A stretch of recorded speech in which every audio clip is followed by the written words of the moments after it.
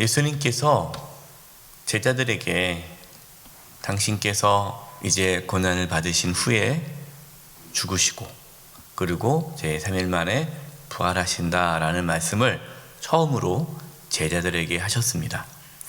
그러고 나서 누구든지 나를 따라오려거든 자기를 부인하고 자기 십자가를 지고 나를 따르라 라고 말씀하셨죠. 제자들은 아마 그 말씀을 듣고 큰 충격을 받았을 것입니다. 예수님이 죽으시다니 그것이 두려웠고 또 자신들도 그 고난을 받아야 된다는 불안함에 휩싸였을 것입니다. 그 말씀을 하신 후 8일이 지나서 예수님께서는 베드로, 야고보, 요한을 데리고 따로 산에 올라가서 기도를 하십니다. 그때 어떤 일이 일어났습니까? 오늘 29절입니다. 기도하실 때 용모가 변화되고 그 옷이 휘어져 광채가 나더라. 기도하실 때에 예수님의 용모가 변화되었습니다. 처음 있었던 일이에요. 예수님이 그전에도 기도를 많이 하셨겠죠. 근데 그때는 그런 일이 일어나지 않았는데 지금은 예수님의 용모가 변했고 옷이 아주 휘어져 광채가 났습니다. 제자들은 영광의 예수님을 보게 된 거죠. 나중에 예수님이 죽으시고 부활하셨을 때 그 부활의 예수님을 미리 보게 된 것입니다. 여러분, 부활하신 예수님의 모습은 예수님이 부활 전, 그러니까 십자가 지시기 전에 예수님의 모습과 사뭇 다르다라는 것을 알 수가 있습니다. 예수님은 새로운 부활의 모습으로, 영광스러운 모습으로 이렇게 나타나셨죠. 그것을 지금 제자들이 보게 된 것입니다. 30절입니다. 문득 두 사람이 예수와 함께 말하니 이는 모세와 엘리야라. 어떤 두 사람이 나타났는데 그 두 사람이, 한 사람은 모세고 한 사람은 엘리야다라는 거예요. 여러분, 모세는 어떤 자입니까? 율법의 대표자예요. 율법의 대표자. 모세가 율법을 받았잖아요. 십계명. 율법을 다 기록한 자 아닙니까? 그다음에 엘리야는요, 선지자들 중에 대표가 엘리야입니다. 그러니까 율법과 선지자는 하나님 말씀을 전하는 자잖아요. 그래서 모세와 엘리야가 나타났다라는 것은 구약의 하나님의 말씀을 대표하는 자들이에요. 그러니까 구약에 있는 모든 말씀들, 그 예언의 말씀들이 누구를 예언하는 말씀이라는 겁니까? 예수님, 메시아, 그리스도, 예수님에 대한 말씀임을 지금 상징적으로 보여주는 사건이에요. 그 모세와 엘리야가 예수님과 이야기를 나눕니다. 구약의 말씀이 예수님을 증언하고 있다는 것이죠. 그런데 그들이 어떠한 대화를 나누고 있습니까? 31절입니다.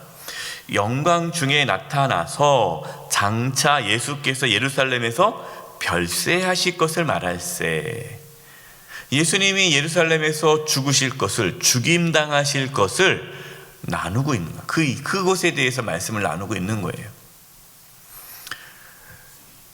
그러니까 예수님께서 8일 전에 제자들에게 내가 이제 버림받아 고난을 당할 것이고 그리고 죽임당할 것이고 부활할 것이다 라는 그 8일 전의 말씀이 그냥 나온 말씀이 아니라 구약에 이미 하나님께서 예언하신 말씀이다라는 것을 지금 우리에게 보여주고 있는 거예요.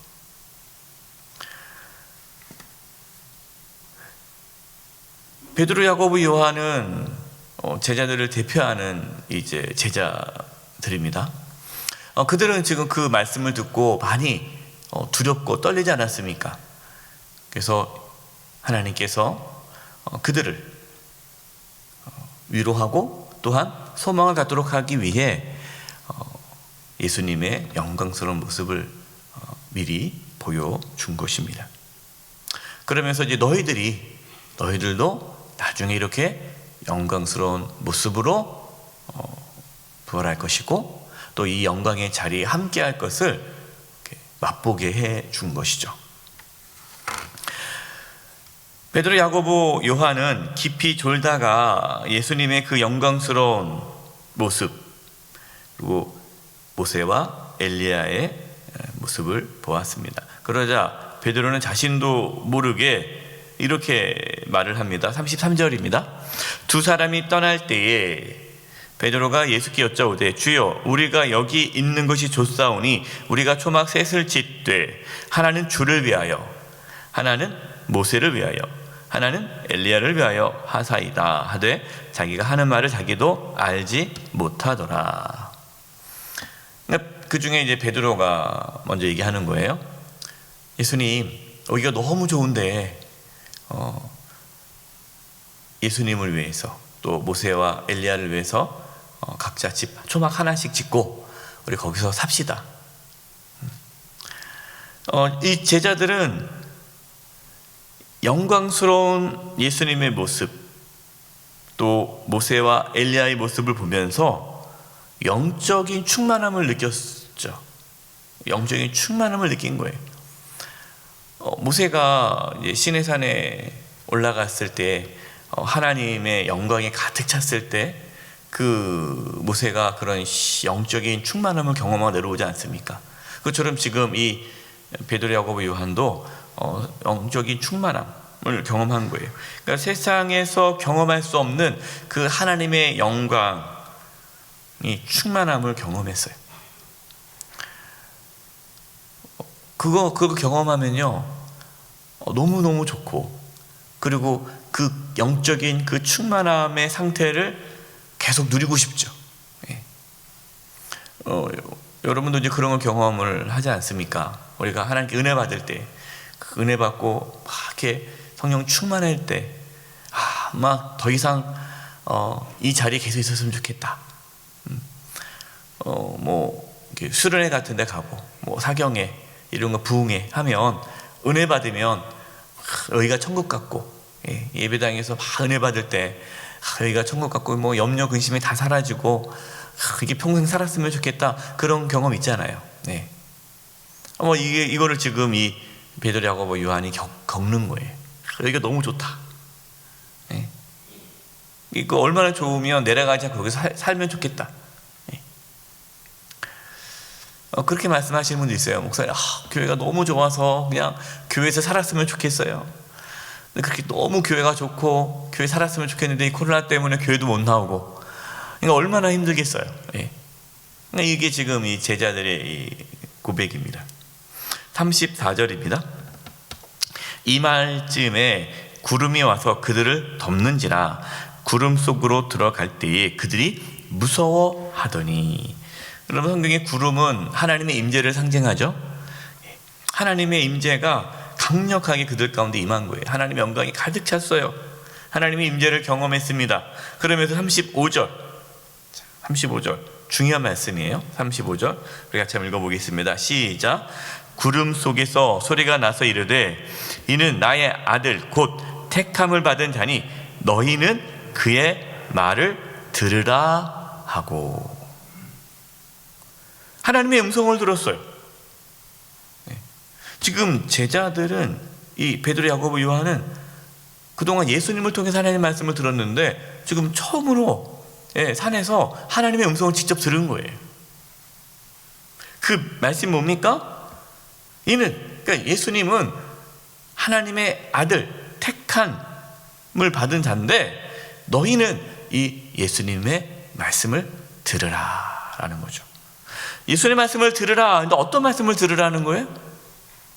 8일 전에 제자들이 들었던 말씀, 누구든지 나를 따라오려거든 자기를 부인하고 자기 십자가를 지고 예수님을 따르라라는 그 말씀, 그 말씀을 따르는 것이 두려운 거예요.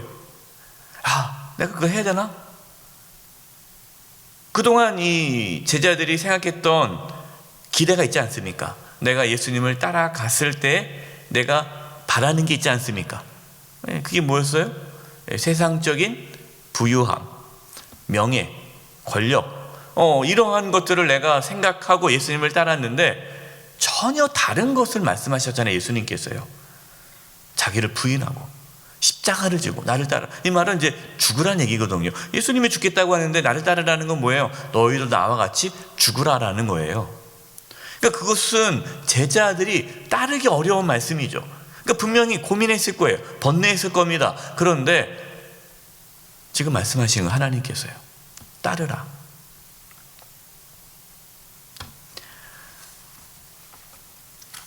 제자들은 지금 구하고 있는 게 뭡니까? 여기가 좋사오니. 제자들은요,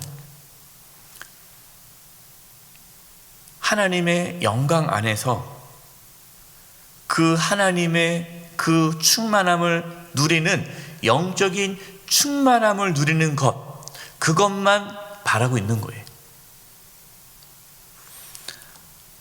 이런 분들이 있어요. 신앙생활을 하는데 하나님으로부터 은혜 받고 충만하고 내가 기쁘고 내가 즐겁고 영적으로 막 이렇게 부유함을 경험하는 것으로만 만족하는 분들이 있어요. 그걸로 끝나는 거예요. 그러니까 이 베드로, 야고보, 요한이 여기에 초막셋을 짓고 살자. 그때 하나님께서 뭐라고 말씀하셨어요? 그래, 너희들이 훌륭한 생각을 했구나. 너희가 여기서 살면서 나와 함께 있자. 이렇게 말씀하지 않았다는 거예요. 예수님 말씀에 순종하라, 따르라. 저와 여러분이 추구해야 할 것, 저와 여러분이 이 땅에서 해야 할 것은 무엇입니까? 예수님 말씀에 순종하는 거예요. 예수님 말씀에 순종하는 게 뭐죠? 자기를 부인하고 자기 십자가를 지고 예수님을 따라가는 것입니다. 그 후에 영광이 있는 거예요. 십자가 후에 영광이 있는 거예요. 지금 하나님께서 예수님의 변화된 모습과 또 이러한 영광스러운 모습을 경험하게 하신 것은 너희들이 나중에 이제 예수님을 따라 십자가를 지고 죽은 후에 너희들이 누릴 그 영광을 미리 맛보게 해주신 거죠. 천국을 경험하게 해준 거예요.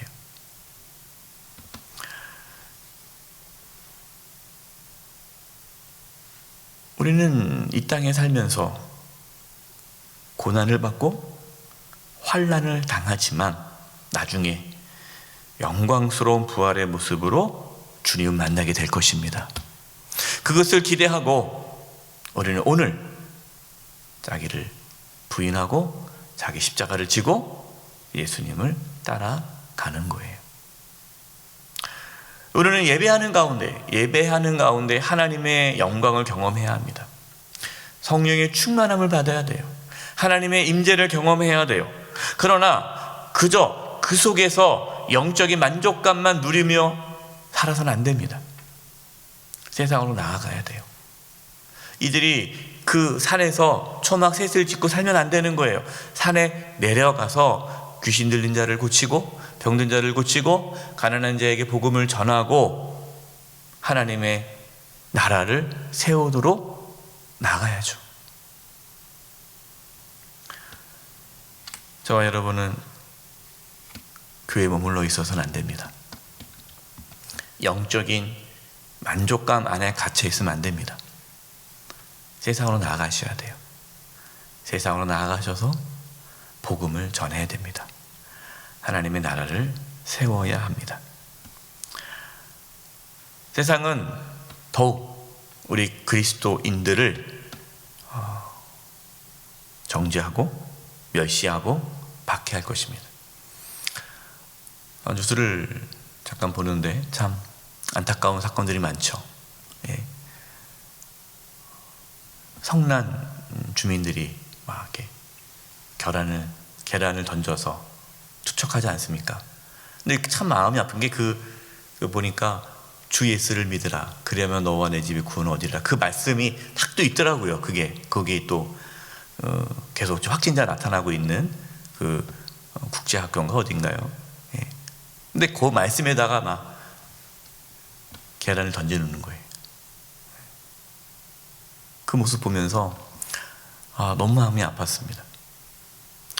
여러분, 이 코로나로 인해서 세상 사람들은 이 그리스도인 기독교 교회에 대해서 엄청나 많은 반감이 있을 거예요. 낙심하지 마십시오. 두려워하지 마십시오. 영광의 나를 바라보면서 겸손히 하나님 나라를 전하시기 바랍니다. 또 뭐 싸우지 마세요. 우리 교회는 안 그렇다고 그래봤자 아무런 소용없어요. 그냥 정말 미안하다 하면서 우리는 끝까지 믿음의 길을 걸어가야 합니다. 점점 신앙생활하기 어려울 겁니다. 우리 성도님들 힘내시고 영광스러운 나를 기대하며 끝까지 주님 따라가는 저와 여러분 되시기를 간절히 축원드립니다. 기도하겠습니다. 하나님 아버지, 자신을 부인하고 자기 십자가를 지고 예수님을 따라감으로 후에 영광스러운 그 날을 맞이하게 하여 주시옵소서. 예수님의 이름으로 기도드립니다. 아멘.